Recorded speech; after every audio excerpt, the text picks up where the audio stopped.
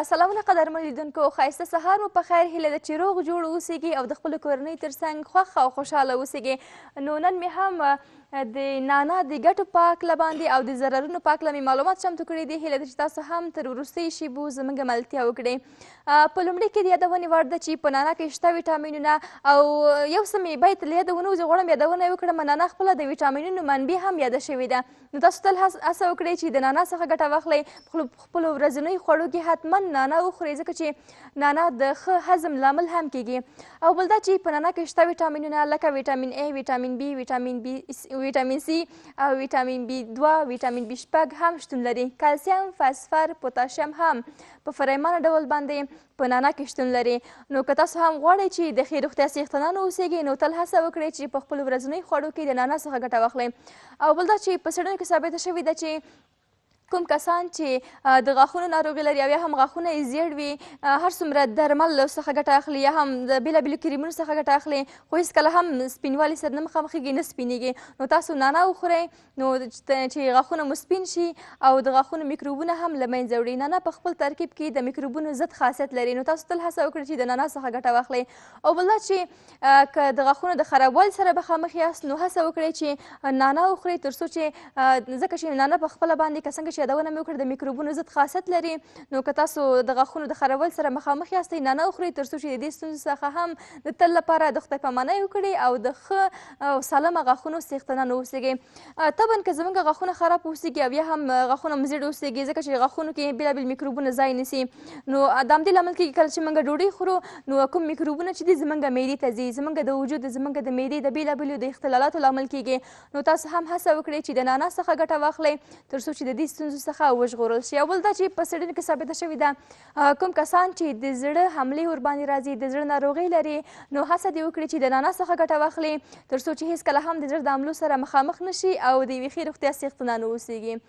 کوم کسان چې د شکر ناروغي سره نه دي مخامخ، نو تاسو هم هڅه وکړئ چې نانا وخورئ، تر څو چې دې ستونزو سره هېڅکله هم مخامخ نه شي او د ښې روغتیا څښتنان واوسیږي. بل دا چې د ماشومانو لپاره ډېر مهم دا ده چې ګلالي ماشومان خو تنکي دي، ځکه چې معدې هم ډېرې زیاتې نازکې دي، نو د ډېرې زیاتو ثقیلو خوړو د هضم توان نه لري. نو تاسو هم که ماشومانو ته کله چې خواړه ورکوئ یا هم لوبیا، غوښه، داسې ثقیل خواړه که ماشومانو ته ورکوئ، نو هڅه وکړئ تل باید ته حد اقل بېلابېل ترکاري خو باید واوسیږي، خو لیکن نانا خو باید هرومرو واوسیږي. کوم کسان چې د نانا څخه ګټه اخلي، هېڅکله هم دا په څېړنو کې په بېلابېلو څېړنو کې ثابته شوې ده او په مکرر شکل سره ویل شوي دي. کوم کسان چې د نانا څخه ګټه اخلي، هېڅکله هم د معدې په تکلیفونو باندې نه اخته کېږي. او که د معدې تکلیف هم لري، د معدې تکلیف یې په ډېر لږ وخت کې، په ډېره لږه موده کې کمیږي او د تل لپاره د معدې د تکلیف څخه ژغورل کېږي. او کوم کسان چې د بډوډو تکلیف لري او یا هم د ګردو تکلیف لري، نو تاسو هڅه وکړئ چې نانا وچه کړئ، وچه نانا او د وچ نانا چای وڅکئ. ډېر زیات خوندور چای هم ده او نانا په خپله باندې ډېرې ښه خوشبويي لري. تاسو کولی شئ چې په ترکاریګانو کې هم تل د نانا څخه ګټه واخلئ او د نانا چای وڅکئ، ځکه چې د نانا چای که لمده نانا ونه اوسیږي، تازه نانا ونه اوسیږي، نو وچه نانا خو به تل شاید میندې، ځکه چې کارګرې دي، ډېرې زیاتې خپل د کورنۍ اقتصاد سره پام کوي. کله چې نانا وي نو هغه وچوي، وایي یا به دې چای وڅکو او یا هم دې پوډر د دیګي لپاره. نو د همدې لپاره د نانا چای وڅکئ، تر څو چې د ښې روغتیا څښتنان واوسیږي. او بل دا چې د سترګو د شفافیت لپاره مهمه دا ده چې که تاسو د سترګو ناروغۍ لري او یا هم د سترګو دید مو کم ده، نو هڅه وکړئ دې په ځای چې تاسو د بېلابېلو درملو څخه یا هم کوم چکک چې ده چې په سترګو کې اچوئ، هغه د جانبي عوارض باعث هم کېږي او بل ډېرې زیاتې ستونزې موږ ته رامنځته کوي. نو هڅه وکړئ چې د طبیعي شیانو څخه ګټه واخلئ، تر څو چې د ښو سترګو، ښایسته سترګو او د شفافو سترګو څښتنان واوسیږي.